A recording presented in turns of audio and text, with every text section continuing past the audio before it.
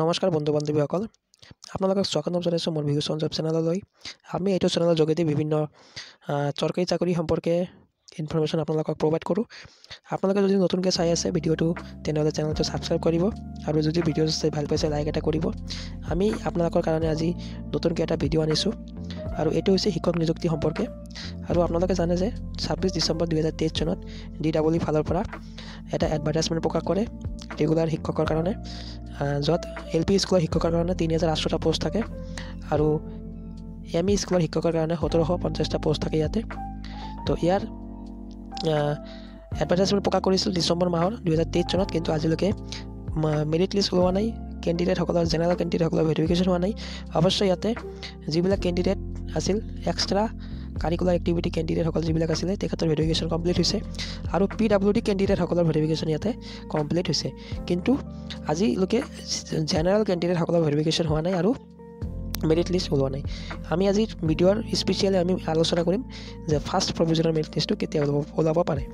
আমাৰ লগত এটা ইনফৰমেশ্যন আছে, তথ্য এটা আছে, য'ৰ পৰা আমি ক'ব পাৰি যে ইমান তাৰিখত আপোনালোকৰ ফাৰ্ষ্ট প্ৰভিজনৰ মেৰিট লিষ্ট ওলাব পাৰে।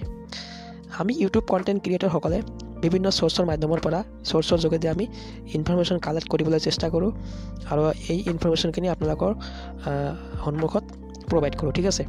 তো এই হিচাপে আমি এটা তথ্য লাভ কৰিছোঁ, এটা ইনফৰমেশ্যন লাভ কৰিছোঁ, যি 5550টা LP UP এডভাৰটাইজমেণ্টৰ মেৰিট লিষ্টৰ কথা আপোনালোকে শুনি আছে, ঠিক আছে। আজি কালি এনেকৈ এসপ্তাহ পাছত, এমাহ পাছত, 15 দিন পাছত, ডিচেম্বৰত ওলাবই, এনেকুৱা এটা আমি শুনি আছিলোঁ।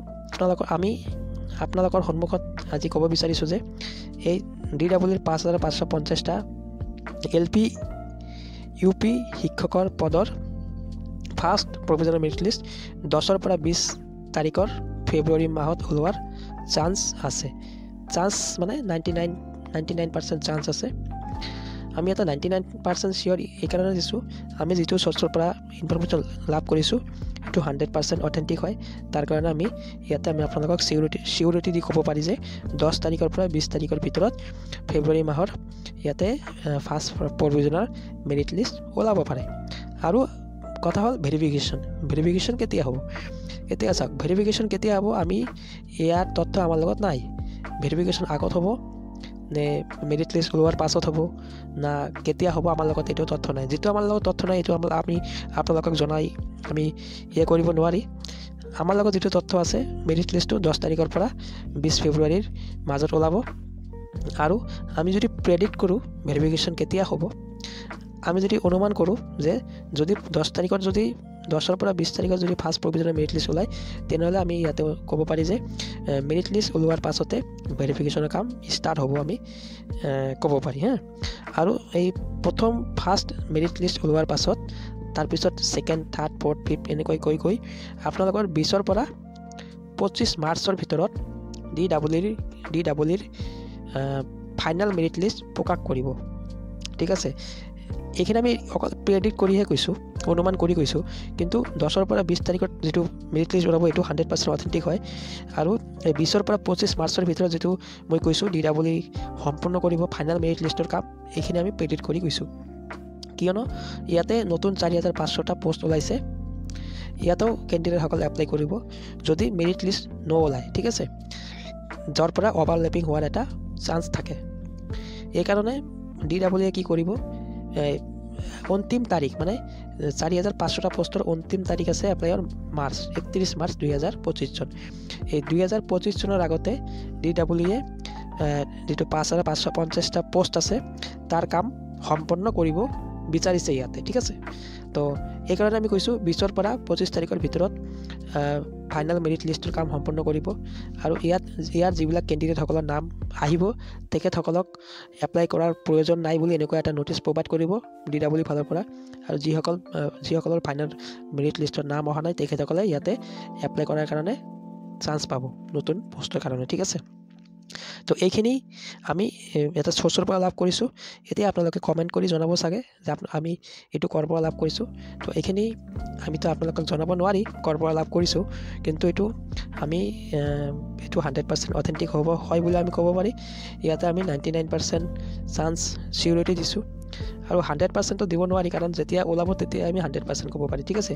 কিন্তু 99% আমি ইয়াতে এটা ট্ৰুলি এটা ভেৰিফিকেশ্যন, ট্ৰুলি এটা তথ্য আমি আপোনালোকক দিব বিচাৰিছোঁ, যিটো 10 তাৰিখৰ পৰা 20 ফেব্ৰুৱাৰীত ইয়াতে ভেৰিফিকেশ্যন, ইয়াতে ফাৰ্ষ্ট প্ৰভিজনেল মেৰিট লিষ্ট ওলাব, ঠিক আছে।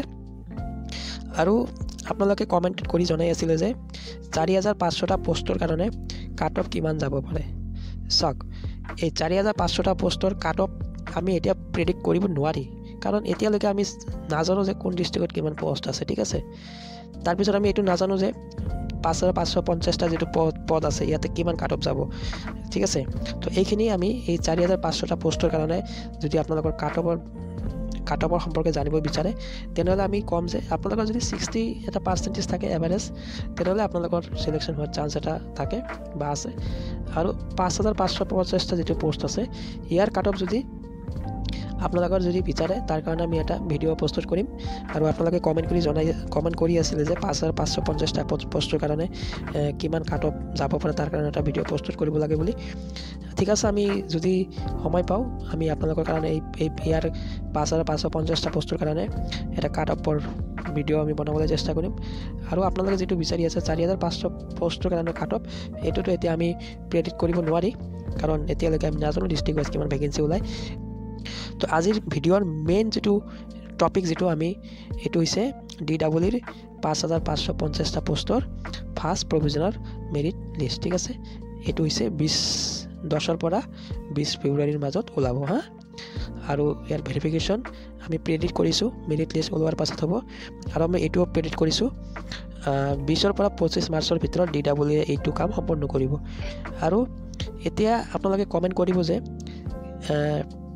সন্মুখত পঞ্চায়ত ইলেকশ্যন আছে, তো পঞ্চায়ত ইলেকশ্যনত এই কামখিনি কেনেকৈ হ'ব। তো এই ক্ষেত্ৰত আমি আপোনালোকক ক'ব বিচাৰিছোঁ যে পঞ্চায়ত ইলেকশ্যন ফেব্ৰুৱাৰী মাৰ্চ মাহত নহয়, ঠিক আছে। পঞ্চায়ত ইলেকশ্যন হ'ব এপ্ৰিল মাহত হা। কাৰণ আমাৰ লগত এটা মন্তব্য আছে, আমাৰ হিমন্ত বিশ্ব শৰ্মা ডাঙৰীয়াৰ মন্তব্য। তেখেতে কৈছে যে 12 তাৰিখ আজিৰ পৰা যদি এমাহৰ ভিতৰত আমি পঞ্চায়ত ইলেকশ্যন অনুষ্ঠিত কৰোঁ, সি মেট্ৰিক পৰীক্ষা আমাৰ 14 তাৰিখৰ পৰা হায়াৰ ছেকেণ্ডেৰী পৰীক্ষা অনুষ্ঠিত হ'ব। গতিকে আমি কাউণ্টিং হলেই নাপাম। আৰু গোটেই গাঁওবিলাকত নিৰ্বাচনৰ পৰিৱেশ হৈ থাকিলে পঢ়া শুনা ল'ৰা ছোৱালীয়েতো পৰীক্ষা দিব নোৱাৰিব। গতিকে মই ভাবো আমাৰ হাতৰ পৰা সময়টো পাৰ হৈ গ'ল। এতিয়া মেট্ৰিক আৰু হায়াৰ ছেকেণ্ডেৰী পৰীক্ষাৰ পিছত আমি পঞ্চায়ত ইলেকশ্যনৰ ব্যৱস্থা কৰিম। মই ভাবো যে বিহুৰ আগে পিছে আমি পাতিব লাগিব, কাৰণ বৰ্তমান সময়ত ইলেকশ্যন পাতাৰ পৰিৱেশটো নাথাকিব। আৰু আপোনালোক সকলোৱে জানে যে মেট্ৰিক আৰু হায়াৰ ছেকেণ্ডেৰী পৰীক্ষা খুব গুৰুত্বপূৰ্ণ পৰীক্ষা। আমাৰ মন আছিলে যে আমি যদি 3 তাৰিখ বা 2 তাৰিখে যদি অধিসূচনা দিব পাৰিলোহেঁতেন, মেট্ৰিক পৰীক্ষা 10 দিন আগতে আমাৰ পঞ্চায়ত ইলেকশ্যনটো সম্পূৰ্ণ হৈ গ'লহেঁতেন। কিন্তু যি নহওক, উচ্চ ন্যায়ালয়ৰ ওপৰতো আমাৰ কোনো বক্তব্য নাই। তেখেতসকলৰ যিয়ে যেনেকে নিৰ্দেশ দিয়ে আমি পালন কৰিবই লাগিব।